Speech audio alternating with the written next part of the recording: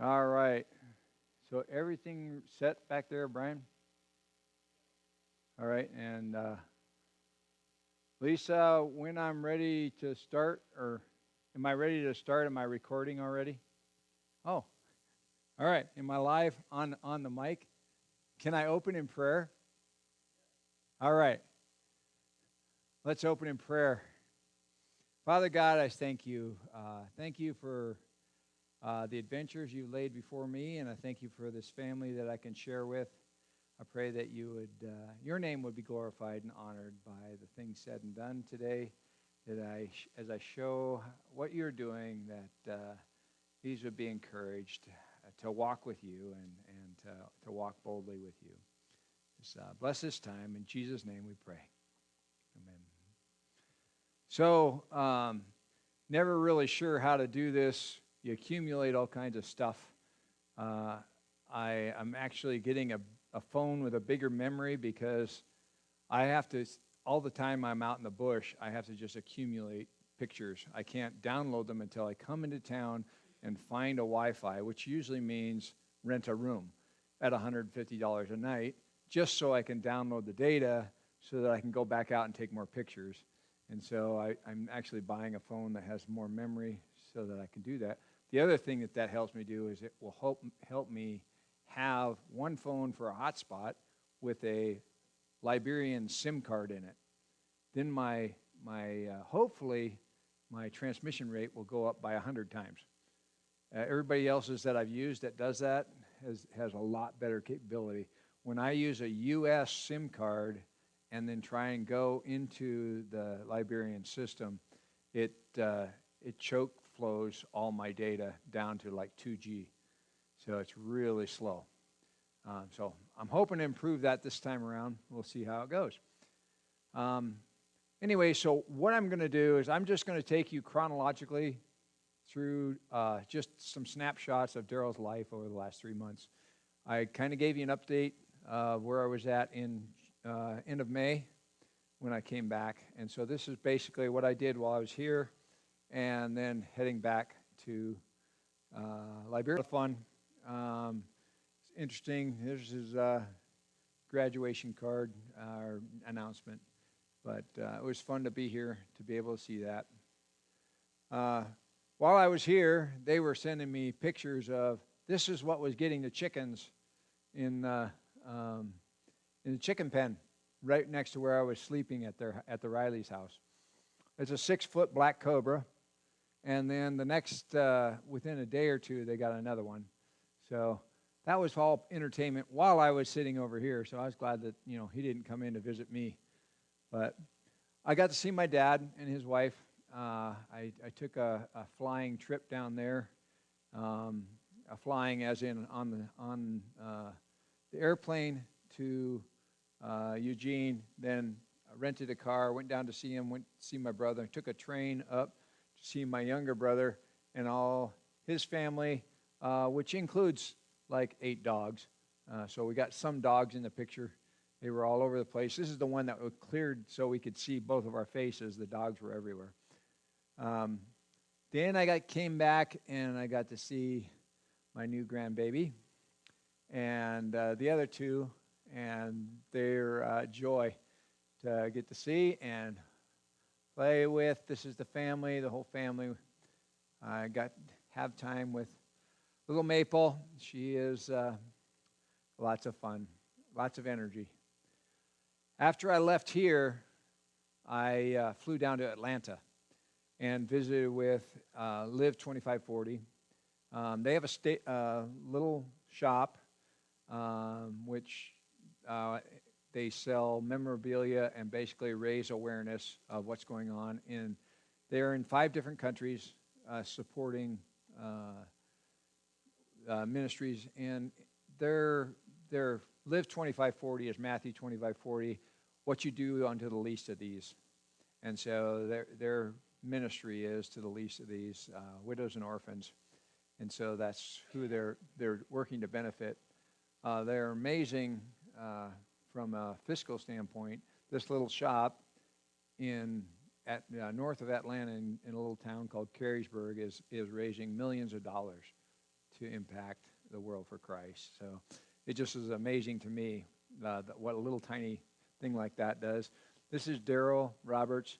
This is Darryl with one R, not one arm, but one R. So Darryl with one R and his wife, Chrissy. I just got to meet her for the first time when I was there in Atlanta.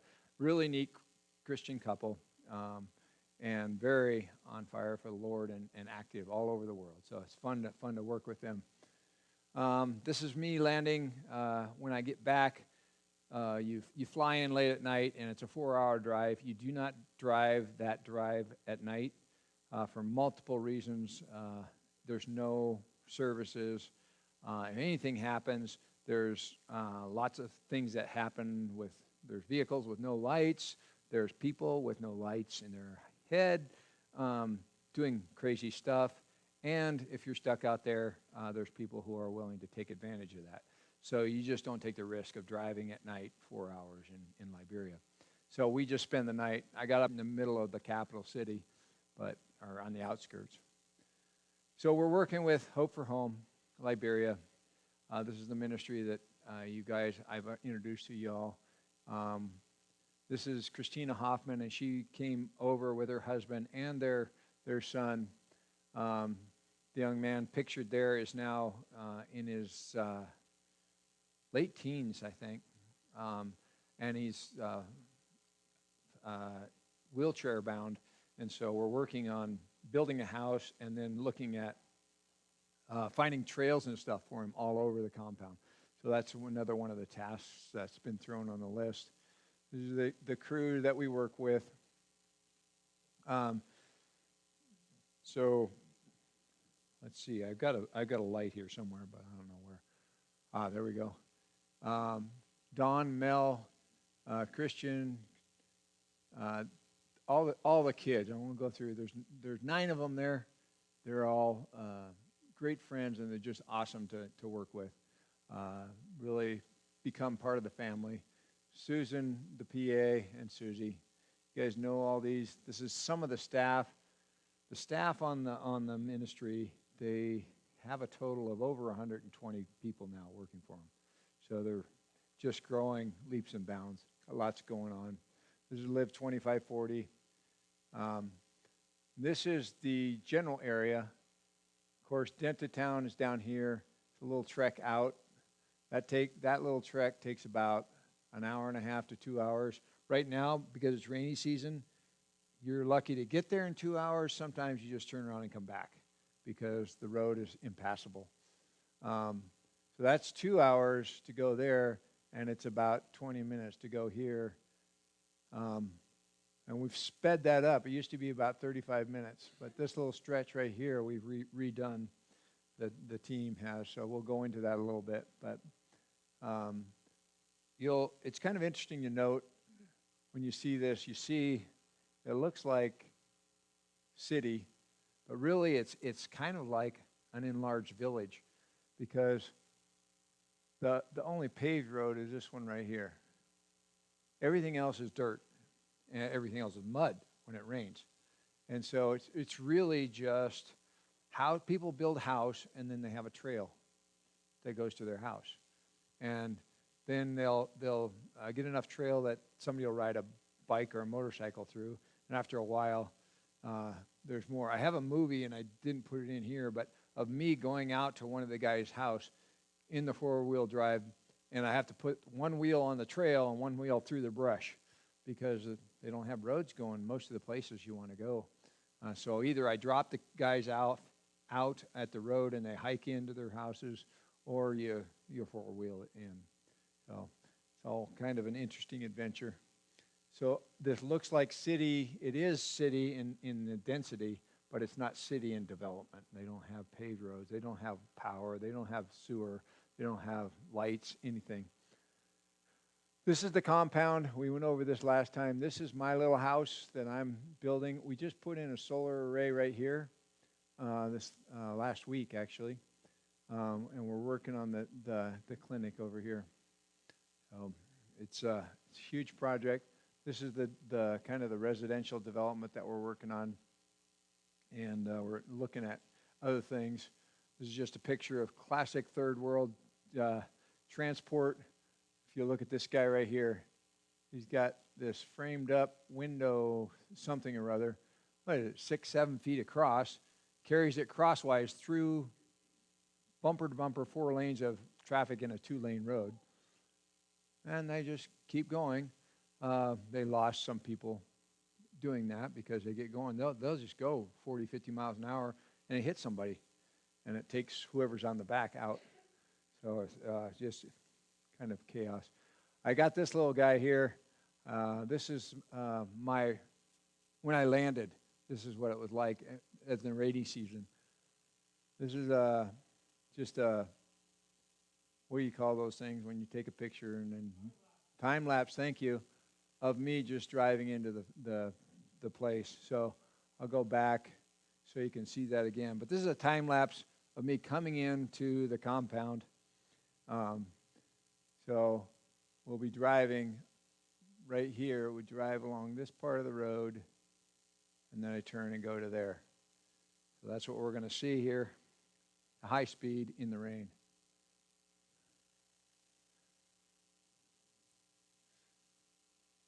It would take a little too long to do it in regular. I guess I could have sped it up, but just gives you an idea of, this is actually really good roads.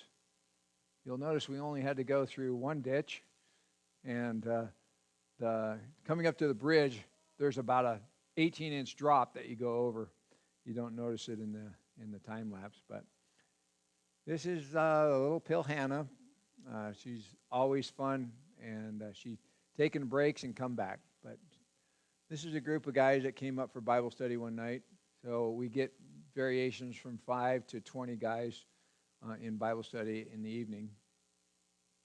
A lot of fun. This is Titus. A lot of drama came through Titus this past run. He's been a foundational member of the team. He ended up resigning about 3 weeks ago. And this is his right-hand man, and he also left. So we basically had to shut down the whole agricultural team. And out of the whole team, we were only keeping 3 guys. So that was a tough one, but it's functionally working, I guess. It's me with the kids. Kids always wanted to ride in the truck. So every time I roll in, they all come running up, want to ride. So I just took them on a ride this day. This is working on the floor in Susie's house, putting in concrete. They mix the concrete by hand, and they wanted to get that floor done in one day, so they just kept going at night. So I loaned them my headlamps, and they kept going. It's interesting. You can't see it really well in this picture, but the windows are all full of observers. You'll always have, it's like classic county workers, right? You'll have the 4 or 5 guys that are actually working. What do we got? 4 guys here. There's probably 20 in all the windows, just hanging on the bars, watching and talking, kibitzing and doing whatever. They're not getting paid, and they're staying till after dark just because this is the best entertainment in town. So it's fun to watch. They're hand-making all the doors. So this is one of the doors that they are out there just hand-planing and putting together. And they put them into the frameworks. And once the floor is in place, then they hang all the doors. I was walking across through the bush on the way between the houses and the compound, and this guy jumped on me, came running up my leg. So he is probably maybe 2 inches, tiny little lizard. So that was the second one I saw that day. That was all part of the entertainment. It's there's always something moving. It's one of the things I learned in Liberia versus here. Here, if you just see something out of the corner of your eye, you kind of I just ignore it. There, every time I see something out of the corner of my eye, I turn like, what was that?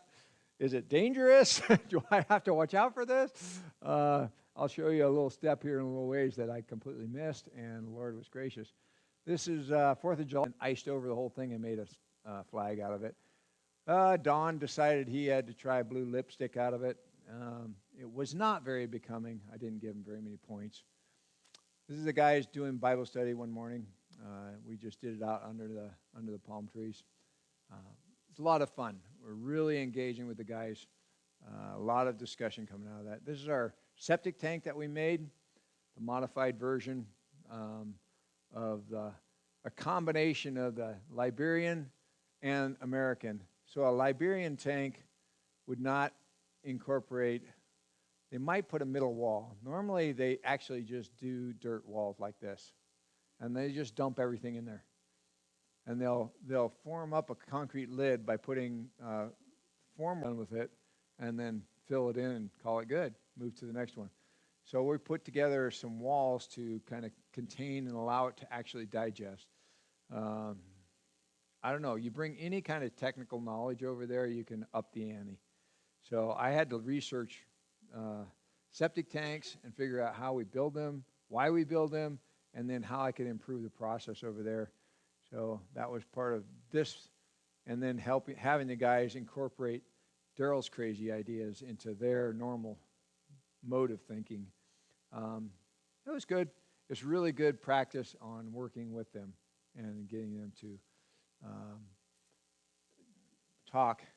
This was the biggest, as far as I know, green mamba anybody had ever seen. These two kids, this guy here, Daniel, saw it in the tree. The birds started pestering it, apparently. And so he looked up to see what the birds were doing and saw this mamba coming down this tree. This guy pegged it with a rock, knocked it out, grabbed a stick, and beat it to death. They're 10, 12 years old. I had the opportunity to see these kids at work. If you need a major league pitcher, I would hire one of these guys. They, not only are they accurate, but they are fast. And their life depends on it. So I'll show you a little later a scenario that we had. But I watched them fire off 3 rocks as fast as I could shoot a submachine gun. Bop, bop, bop. And all 3, this is life. So, that's a 6.5-foot long green mamba. And they are fast. This is George. He's the plumber. He's very interested in technical things. And he has a computer, and he wants me to teach him CAD. So that's going to be one of the openings. I'm praying a lot about it. I'm not sure where his heart is at with the Lord. I have another young man who's approached me who comes recommended as a strong Christian. And he is doing CAD, and he showed me some drawings that he's done. So that opens up 2 doors of people that I can train up in the technical areas, as well as I want to be discipling them. So these are challenges that the Lord's opened the door for. George is, I think he's in his late 30s, but he wants to move out of the hand trades and into the technical side of things. This is my wall. For those of you who are on my feed, I showed you this, but this wall is a world record holder in Liberia, I think, for straightness. We had this wall. It's 250 feet from the far corner down there to here. We strung a line out an inch off the face of that and measured, and we're less than a quarter of an inch off for the full length, 250 feet. Less than a quarter of an inch. Amazing. And these guys have upped the ante. The first one that I measured when I got there was 4 inches out, and it was only 100 feet, half this distance. When I started this, they were 4 inches out vertically in 30 feet. So we had them take that down, reset it, and we went over some technical things on how to improve the process. And really, I just asked them, I said, do you want to do better? And they said, yeah. And I said, well, let's use the laser. Let's use a string the right way. And they said, well, what's wrong with our level? We got a 4-foot level. We should be able to do this. And I said, well, a 4-foot level is good for a 20-foot wall. You can get close enough that you won't notice much, but when we're going 250 feet, we have to have something better. So let's work with this and work with me on that. And the guy that asked me that was one of their lead foremen, and he was very skeptical that the white man's tools would do any good. The second day, he came up to me and said, "I like this." So he likes the laser, and that was the same guy who, when I asked him to set the block wall, you set the block wall height based on a certain distance below the string we run, and I said, set it at, I think it was like 22 inches, and he goes, "Show me," and I was like, 22 inches, just 22 inches. Just pull your tape up, because he's got a tape measure, and he's holding his tape measure up. And he says, "No, show me." And so I point to it, and he goes, "Okay." And every one of his things after that was within a 16th of an inch. He just nailed it. But I realized, because the next time I said, "Okay, now the next one's at 9 inches off of that. So we're coming up 9 inches. So we're at 13. I said, "Just put it at 13. He goes, "Show me." And I realized he can't read numbers. He has no idea what those little squiggles are. He just needs me to point to the picture. And when he sees which picture he's going to, that's the one he goes to. And he nails it. But to ask him to read a number, he couldn't do that. You don't shame them for that. You just understand that this is where they're at, and you work with them from there. And it was really helpful, because then I asked them about that. They're a shame culture, so they don't want to admit that they don't know. And so I told them, I said, no shame on you. You didn't learn it. I want to work with you where you're at, but I have to know where you're at. So you need to tell me when I tell you something that you don't understand. If you just say yes and then go away not knowing. So then he started coming to me and telling me, "Well, we don't understand this." And he would come away from everyone else and say something like that. So we developed communication that way. And it's just awesome. God gives us the opportunity. He calls us in his word to speak to people. The whole crew follows me around when I do a QC, and we're checking the posts on the far side. So the picture here is on the east side. Sunrise is on this side. And this one is on the west side. So after they got done with this, they had a competition with themselves to see if they could get this one as tight or tighter. And we were within an eighth of an inch, 250 feet. Eighth of an inch. In the U.S., we probably couldn't pull that off every time. So when I got done with this, I called out and I said, "Guys, we just broke the record." And they all erupted in cheers. They're motivated to do well, and it's just a lot of fun to work with them in that. They are all cheering each other on pulling the, I say, "We need to move over an eighth of an inch." "Oh, yeah, we got this." So this is all setting before they pour the concrete. So we're actually just setting the forms on this, and I'm just helping them tighten it up. This is a metal form that I had made up at the weld shop to hold the beams on the top of the wall. So we had a whole long arm wrestling about that. I've got somewhere around 250 of these different configurations that we have to put on. So I have to negotiate with the welders. Same whole process. I go in and talk to the welders, and they won't admit that they don't know what you're talking about. They'll just nod and say, "Okay," and they'll come back, and you're like, "That is not at all what's on the drawing. It is not, this doesn't work at all." And they'll just say, "What do we need to change?" And so I sat down with the one guy, and I said, "Okay, how do we make this?" He goes, "You stay here. You help me lay out the first one, and I'll get it right." And so I stayed there for 2 hours. We cut each piece, measured each piece, remeasured when I pointed out how they'd gotten it wrong. And in the process, I realized, of course, he can't read. He doesn't know what these numbers mean. He's looking at the numbers on the thing, and he's looking, it says 14. He goes, "Is that 14 inches or 14 cm? I'm like, "Oh, okay. All right." Well, 14 and 3/8 is completely off his chart. He has no idea what a 3/8 is because it's not written on the tape measure. And you can't look it up. And so he has no idea what all those little lines are. He doesn't know which one's a 3/8, which one's a quarter. And so I had to walk him through that, and I said, you know what? Next time, I will make my drawing to cm. So everything will be cm, which is centimeters. And that's what's on the other side of the tape. You know, you got inches and you got centimeters. So we walked through that. Then he gets it right. So it's just fun. God works with us. This is my charging station for the guys. It's expanded quite a bit. This whole table I moved over to the wall, and the entire table is now covered with phones every day. I have anywhere between 30 to 50 phones charging on my table. Several of the team, the administrative management team, have suggested that I not do this. I've made a conscious decision to invest the time to do this because it shows the guys that I care.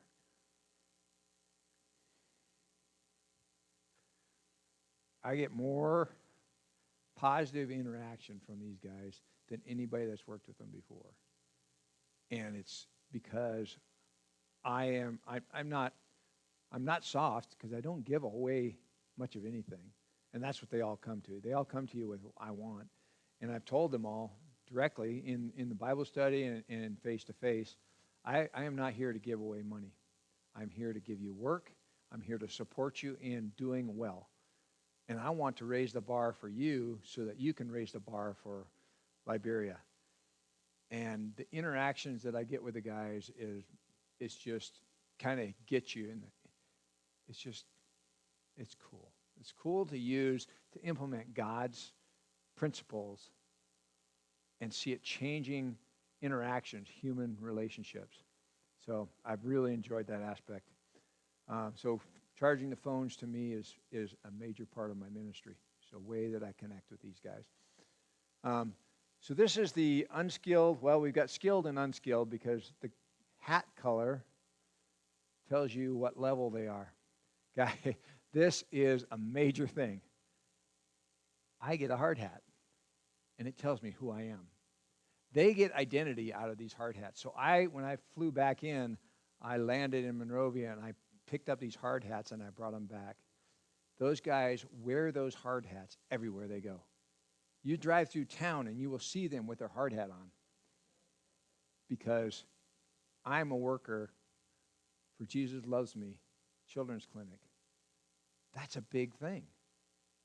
And I get a blue hat. I'm an unskilled worker. They're proud of that. I get a yellow hat.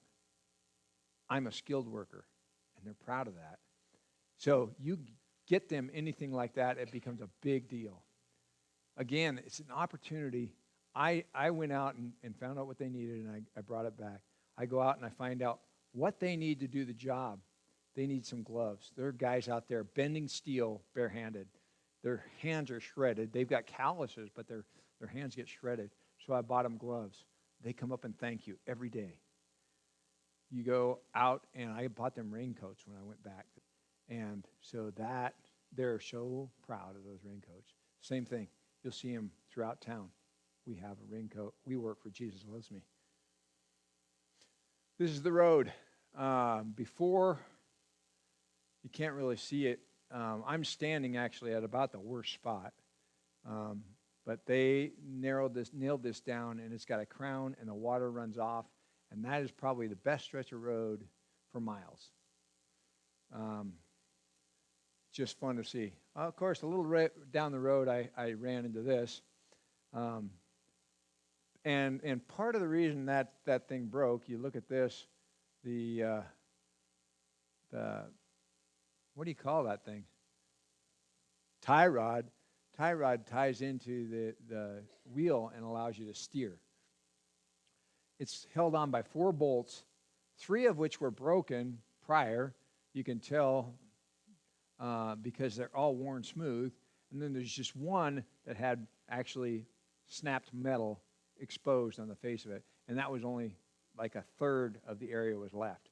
So 3 were snapped, and the 4th one was just hanging on by a thread, and I must have hit I'm on, if you look back here, I'm on just a straight stretch of road. And it just broke out of nowhere. I don't know why. That was Saturday. Friday night, I was supposed to go on a long-distance back roads trip. Wasn't able to go. I'm glad I wasn't. Providential. God's good. I had this thing fail when I was going about 5 miles an hour on a road right next to where the compound is. And I was able to get the mechanic out there, pick me up. And this family, I got to meet a new family who lived right there. So Anthony and his little boy came out to help me out. And we just sat and chatted because I had to be out there for an hour and a half while I waited for the mechanic. I'm out in the bush. A white man out in the bush without transport is at risk. Word travels fast. And if they know you're out there, they will come find you. And so I had these guys there, and all the people that kind of came, they'll come to see the white man, knew that I was known. And so I didn't have any issues. But I got to hang out with these guys, and so I got to know them. And now I honk at them every time I go by. Here's one of my technological things. I got the carpenters to actually make a truss. So those are the diagonals here. They don't do that, so we got them make the truss. That was exciting stuff. I got diagonals throughout this building, which they don't do. They all do vertical. Everything goes vertical. There are no diagonals, except for the roof pitch itself. This line here is diagonal, but all these would just normally be the verticals. There wouldn't be any diagonals. The stiffness goes up astronomically when you do that. So we had fun with that. This is the new family that I met. This is Stefan and his wife, Regula. Their son, daughter, and then another fellow missionary. So we have a new family that I get to hang out with. And they all play volleyball, so I get to go over there and play volleyball. And that's a lot of fun. My workers, these guys are always looking for a contract. That's the group of kids. They're, I think, 9 to 12. But they always want to be hauling blocks. So almost every day for the last month, they've come up to me. Can I get a contract? Can we get a contract? Can we haul block today? Can we haul block? This little guy here, he's the youngest of the group. His name's Pappy, or Eric is his real name, but everybody called him Pappy because he's the most serious little guy you'll ever see, and Pappy means grandpa. And so they call him Pappy. He's also probably the hardest worker of the group.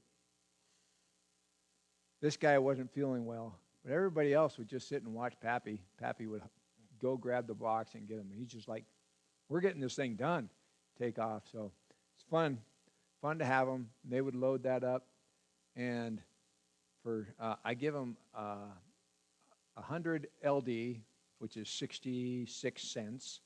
I give the group of them 100 LD for loading this truck up with block, 66 cents. Huge pay. They are so excited to get that. So it takes them 2 days to get that. So they each get $100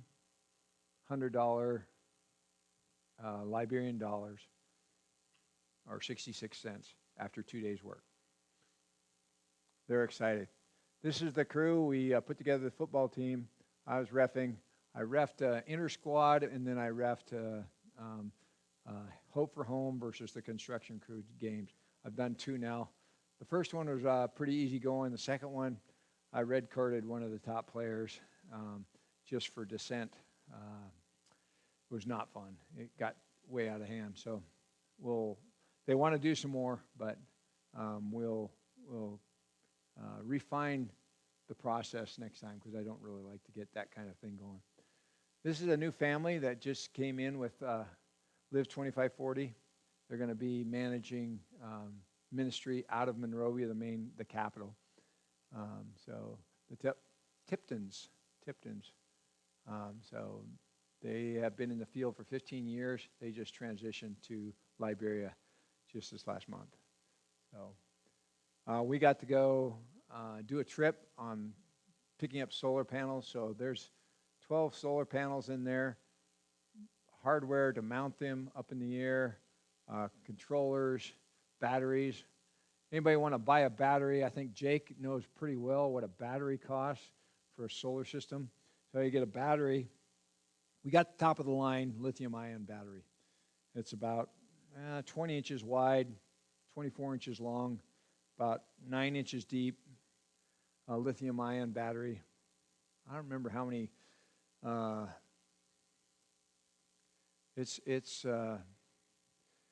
many kilowatts is that thing? Anyway, it's enough that we have 2 of them will run the entire office for multiple days, 2 batteries. But we're talking $2,800 for one battery. The hospital at the low end will require 30 of those. At the high end, up to 60.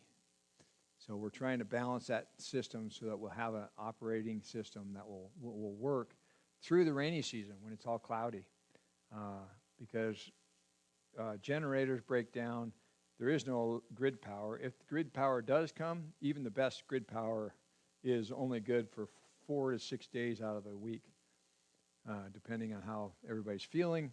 So you can't have consistency of power of any sort. So the solar is actually, with a battery reservoir, becomes one of the best sources of power you can get. So we're working on that. So Stefan, I just met him here. I just showed you his family. New missionaries. To me, he's the missionary. He has been there longer than anybody else in the area.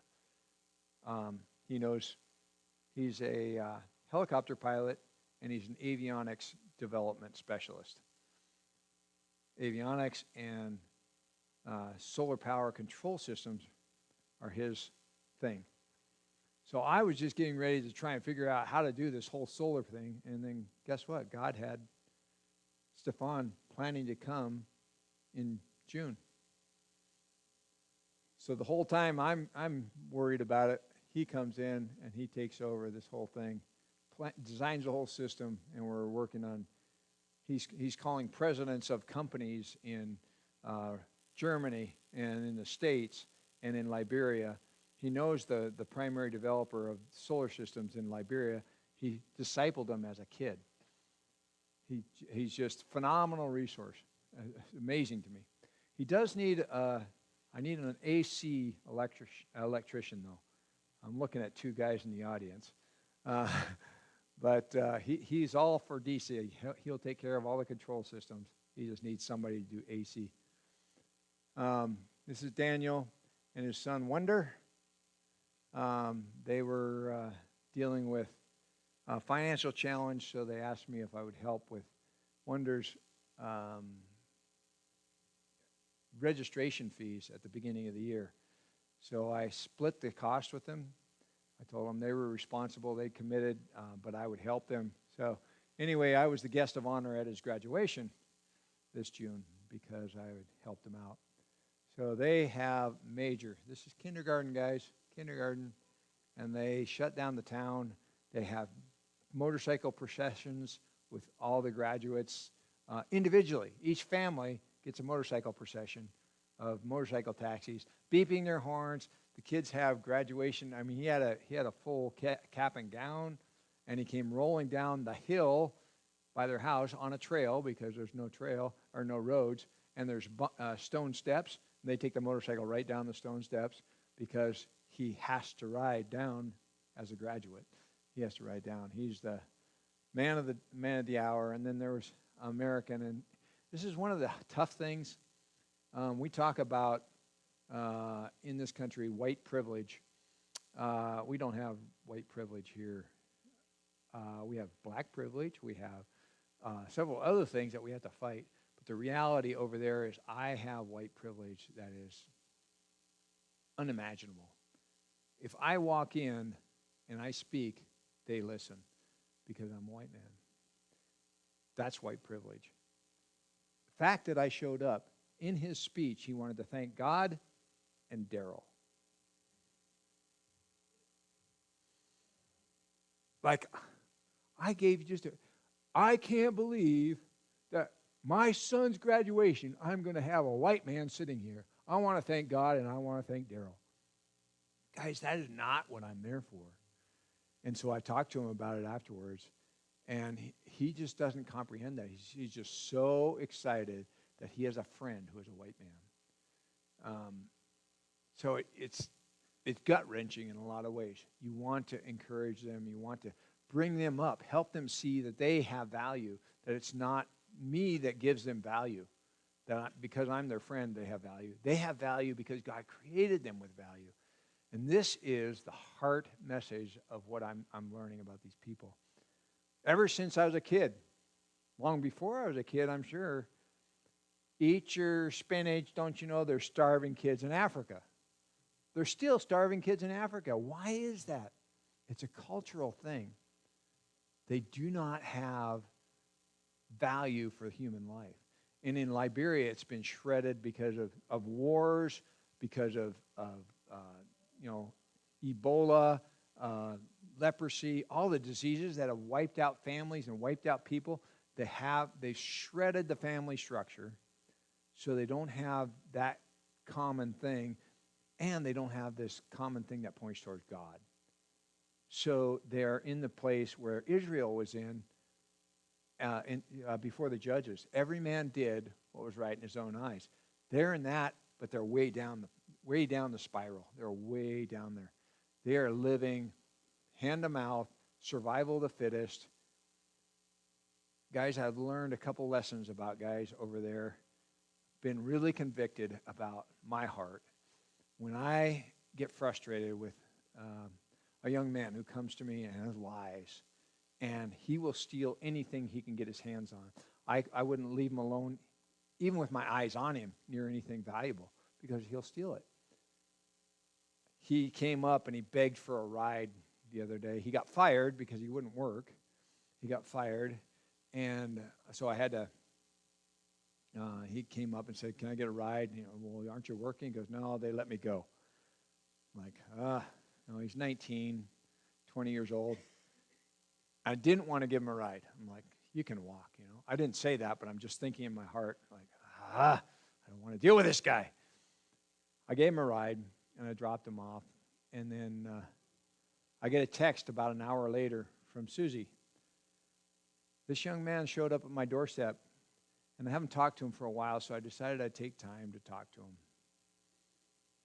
Seems that his mom is a prostitute, drug addict, has no male companion of any sort,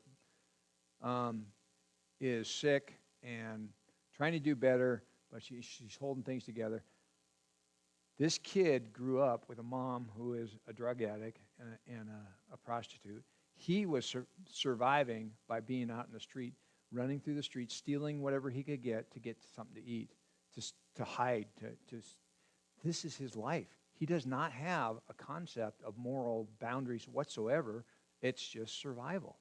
And so when he sees something in my office, he's like, I could use that because it would get me some food. He's not thinking, I'm stealing from Darryl. He's thinking, that's valuable. It might help me survive a little longer. That whole it doesn't make it right, but if I understand that, now I can start where they're at and say, okay, now I need to set parameters. I need to be able to speak the truth, but I need to speak the truth with grace. I need to speak the truth with grace and understand that sin is a destructive thing, and it impacts many people in different ways that I'm used to seeing. So now I have to change my perception and my perspective. So all that to say, when he praises me for being there, the white man being there, it bothers me, but I have to pray and encourage him. He's called me this morning while I was in service because he wants to talk to the white man. It's an interesting thing. This is my work crew. This is where we do Bible study in the morning. During the rainy season, they put up a tarp, and they do the eating their lunch there, and we do Bible study first thing in the morning. So, this crew right here is the next project that I came across. I have a video. Brian has it back there. I can slide back, but it's of so Christian here is working with his drone to take a picture. They asked me to come down and look at this as my next project out in the next year. So it gives you a little picture of where we're working. It looks a little bit like where we started on the project that I'm at now. It's a little more remote, though.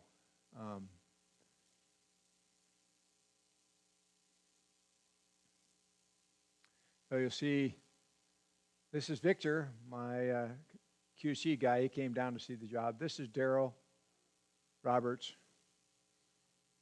He's the one that's managing the financing. Christian, of course, is hiding over here, running the drone as we go out. And you begin to see some of the things. There's a creek right along here. It's one of the corner posts of the property is right over here in the bush. So we hike through here. You guys have heard of army ants. They call them carrier ants down there.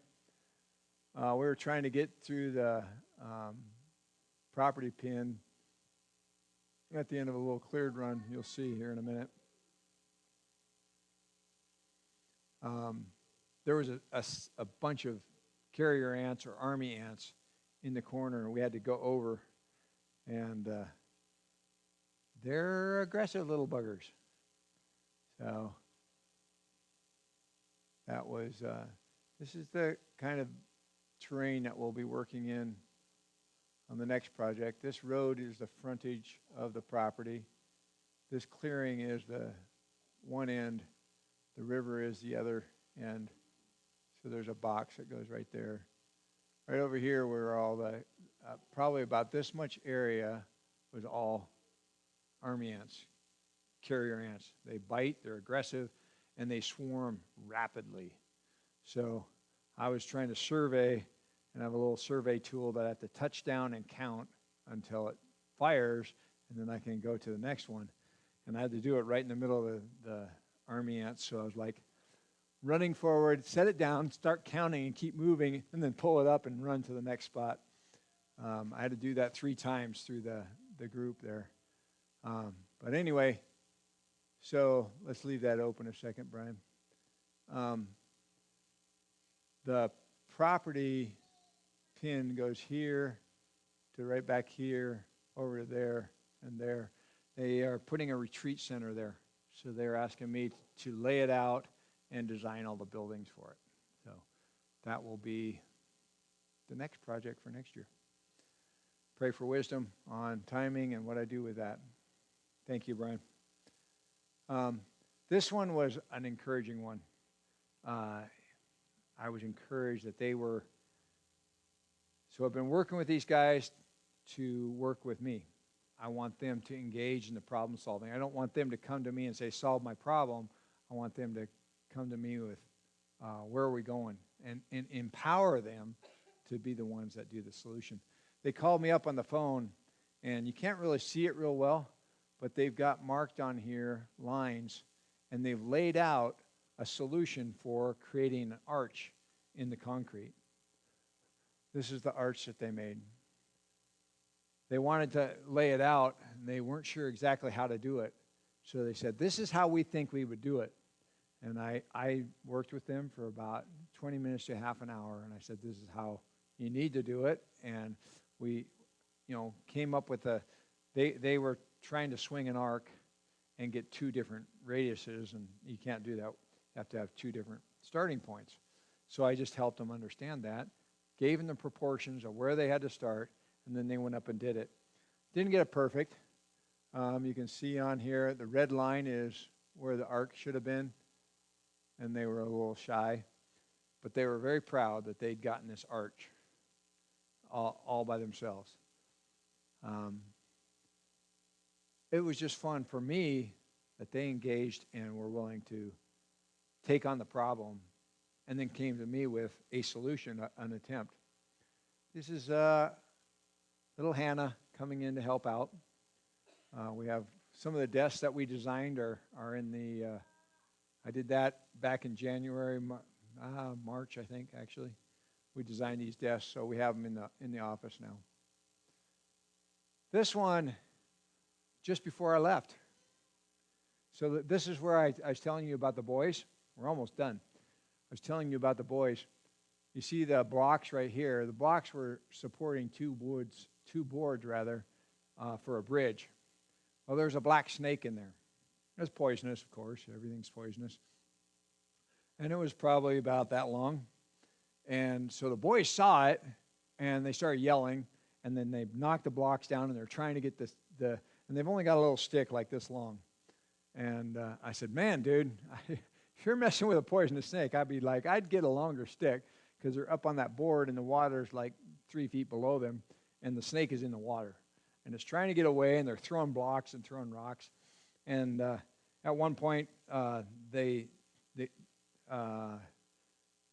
Sheldon, the oldest kid, kind of the ringleader of the group, climbs down, puts 1 foot on a block, and rolls the block over that's on the snake, that's over the snake. The snake is hiding in, I guess. And the snake just kind of boils out of the water, and he flies out of there because the snake is going.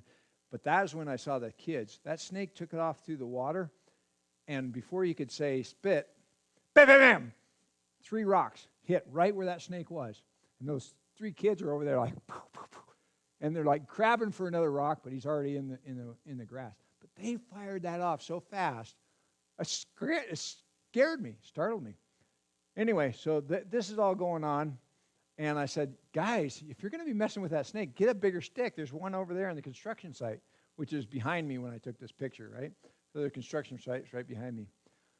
So Titus, I think it was Titus, one of the boys, runs off to get that, and then all of a sudden he just stops and starts screaming and pointing. And I'm like, what in the world? You know, has he been bit or is he hurt? So I start walking over, and he points right beside me. So I'm standing right here, and I look, and right here I see the back end of a snake that's about that big around, about 1 inch in diameter, bright green. And I'm like, hey, and I look over to the guys, and boom, it goes right through my legs. It went so fast, I didn't have time to even think, let alone defend myself if it were attacking me.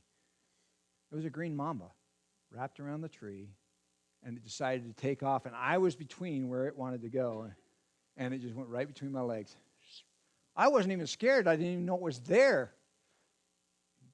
Like, I would have been dead because there's no antivenom, and it's 4 hours to the nearest place that has antivenom. Now I understand why they're scared of snakes. All the snakes that I've run across have been slow, just sitting there, and I get a stick and I walk over and I whap it on the head and we're good. That thing, holy Toledo. Yeah, the bigger they are, the more aggressive they are too. They're territorial, and they get big enough, they understand that they can create fear, and so they use that. So anyway, I was, that's probably about 4 feet from here to there. And he was coiled up, his backside was here, but his head was probably right there. Yikes! So, adventures in Africa, I guess. On my way out in the airport, I got to meet these two. Amy is her name. Aaron and Amy. They're missionaries. And I think really good friends with Stefan. So I got to meet with them and chat with them. And that's it. I think the rest of this stuff is old slides that I got to see already. So I've taken you through my series of things, my adventures, at least snapshots of what I've seen over the last 3 months. I've got more to come. When I get back, we're going to be raising the walls. Brian, I don't see the one with the, maybe I need to go. This is the building site as it went up. I showed you guys this last time. There, this one. And you guys have seen this, but I wanted to show the video because I don't think anybody or many of you have seen the video. I just put this together showing the construction of the building.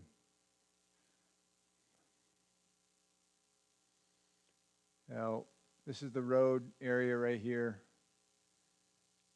The main entry is right over here.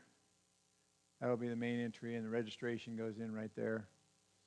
This is the inpatient end where all the kids that are staying overnight are.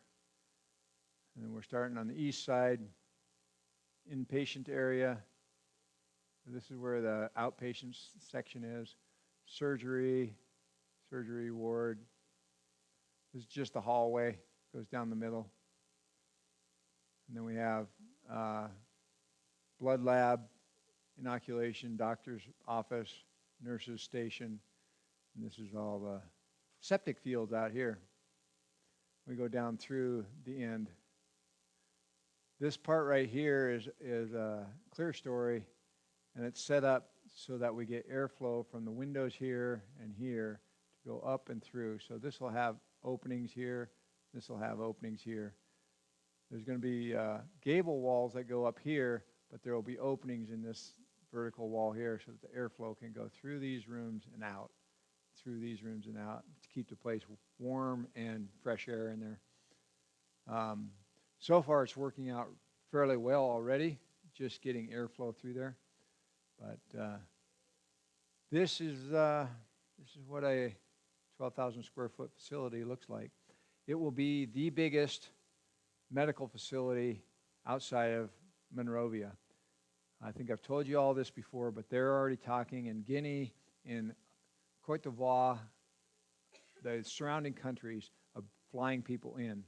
So Stefan owns a helicopter, and ideally, I'm in prayer about this, we would find somebody that would run that helicopter, take the helicopter. We'd have to have 2 pilots and a mechanic to come in and take over that ministry. He's retiring. So we'd have to have 2 pilots and a mechanic to take over that ministry, and we could have a helicopter to fly people into this hotel, this clinic. So huge opportunity. God is a big God. That's probably a $2 or $3 million investment for somebody. So otherwise, he sells the helicopter, and they just personnel disappear, and it becomes a hole that we need to fill. So, Hope for Home Ministries. You guys have this information if you want to. I'm at the point right now transitioning to a full-time, don't tell, Luke's not here now, I can say this, transitioning to a full-time missionary. So I will be looking at coming back in January, and then from there, I leave the door open for when God wants me to come back. But I will be there for the next couple projects. I've enjoyed the opportunity to come back at least twice a year. It's my ideal. Their concept is a missionary is on the field for 3 years at a time. I'm not really voting for that. I like the 6-month concept at least. But we'll see where God goes. So far, fiscally, God has provided for me to do this, and I'm waiting to see what he wants to do in the long run. But be in prayer with me. You're my family, and I'm asking you guys to pray with me how I develop support, how I do what I need to do on this end to maintain what I have here, how much I shut down, how much I keep going. So that's the adventure that I'm continuing on. Let me open it up if you guys have any questions. I talked for a long time. Any thoughts or commentary? I know Jay's gonna. He's smiling already. I know I'm in trouble.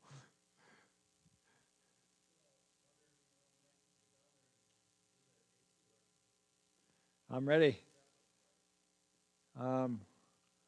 We'll be looking at it, and you got to go through hunting season, right? Yeah. So priorities. Once hunting season gets over, like right around Thanksgiving, or are you going to be done before then? All right. Just go knock off a couple animals and then come on down. We'll work out the flight arrangements, but love to have anybody from here come down. It's one of the things I am finding when they bring people in, I've seen over half a dozen, I think 8 or more short-term come in. Short-term being 3 to 6 weeks.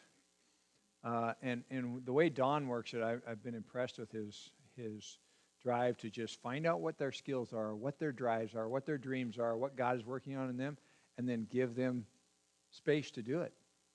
One young lady was working on in the education realm, and she wanted to learn to develop curriculum. So he set her down. He said, here's our first and second grade curriculum. We need to do a kindergarten. So can you do this line? And he laid it out, and she sat down and worked on that. Every day she was there, and she was thrilled. She's like, I've never had freedom to do this much. And so she developed this thing, and they're using it. We have a speech therapist that came in. She's working with the kids on talking. What was the other one that we had that I saw? I think physical therapy was one of the other realms that somebody came in and worked on. But basically, teaching.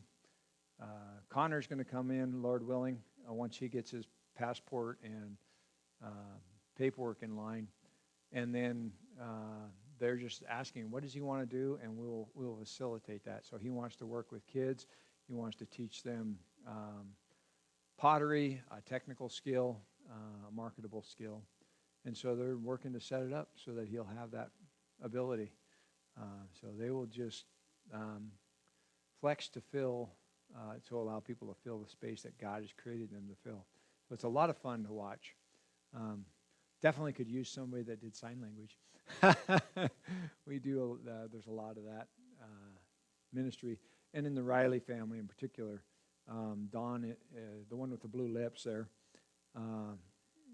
he is deaf, and so he signs. So everybody in the family learned to sign to communicate with him. But then they have multiple deaf people in their on their staff, and so at every lesson, I've been giving the staff lessons also. They have someone there that's signing everything I say. So they're signing to the people that do sign language. So yeah, there's a lot of need for that. Just so many different things. Medical, just interacting with people. They have people that they hire people to just interact with the people, find out what their needs are, fill out the paperwork, and get them ready to register, basically. That's a little more language interaction intense, but it doesn't take very long to get to know the pidgin English if you're working with it every day. So the guys say that they're actually even getting me. So the term "getting me" means they understand me. So they've come up to me. I'm getting you now. I'm getting you. So it's a process. But anything else? Any other thoughts?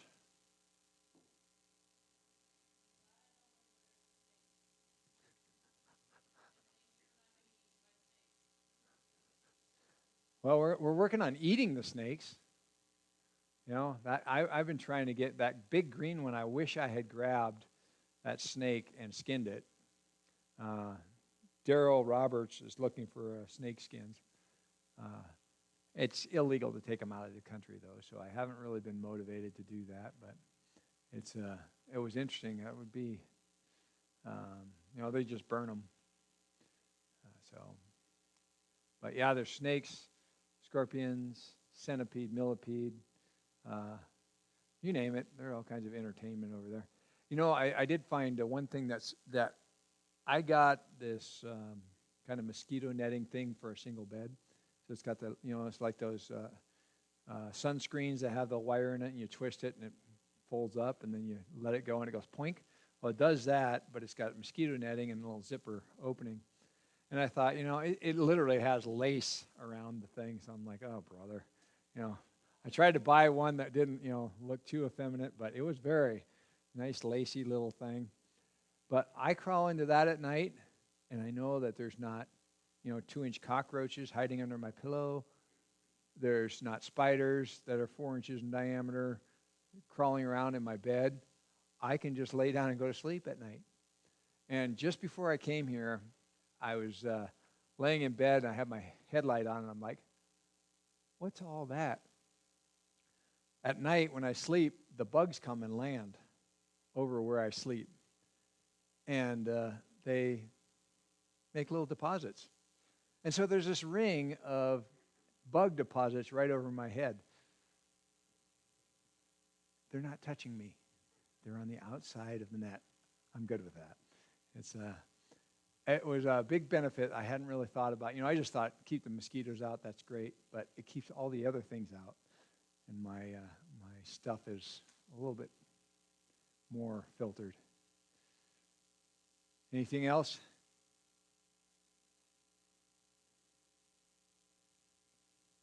What do you think? Busy? You want to come down to Africa?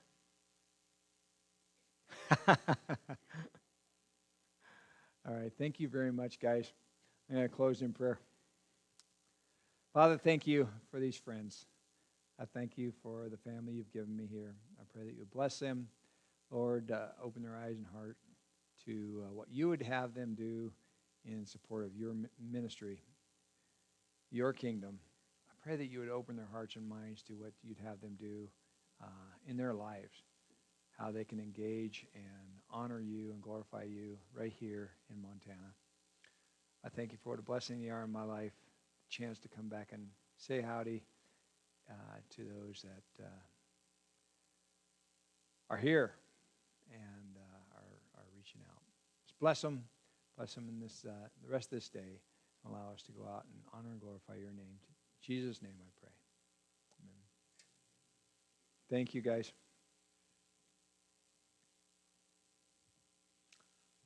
Hello. Hello.